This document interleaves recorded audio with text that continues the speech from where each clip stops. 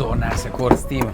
Bag'ishni bitta ochsa, aynan yoz kunlarida eng kerakli narsa mana shu xolodilnik bo'ladi. Buni zo'r tomon ham muzlatar ekan, ham isitar ekan. Innini topib qo'ydim-ku.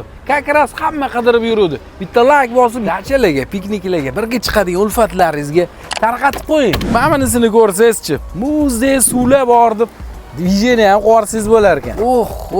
Qancha narsa ketadi. 100 soatgacha o'zini muzdegini yoki issig'ini ushlab turar ekan. Uraga borganingizda shunaqa idishda muzdek zamzam suv ichganingiz esingizmi, hoji aka? Buni har xil katta razmerdiylar, kichkinalarigacha bor ekan. Dori-darmon olib boraman desangiz ham ideal varadi. Uyga marojniy ko'tarib kiraman desangiz ham ideal varadi. Mana shu kichkinasi ham даже 48 soat muzdek narsani o'z holida yoki issiq narsani issuvligicha ushlab turar ekan. Ammo katta suv idishlarni ko'chalarda ayron, sharbat sotayotganlar qo'yib olsa-chi, maza qilishadi. Buni orasida gazi bor ekan, suv sovuni juda ham uzoq vaqt ushlab turishiga sabab bo'lar ekan. Bular hammasi Hindistonda brend kompaniya tomonidan ishlab chiqarilgan mahsulotlar.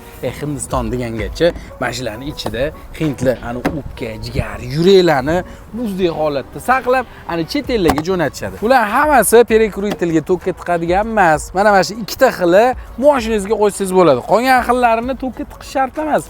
O'zini maxsus muzi bor. Ichiga solib qo'ysangiz, ko'ryapsizmi?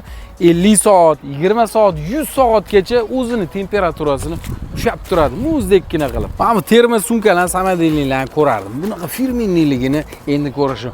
Pinkline brendining mahsulotlarini O'zbekistonga faqat shular olib kirishadi. Agar siz do'koningiz bo'lsa, hamma shunaqa mahsulotlarni qidirib yuribdi.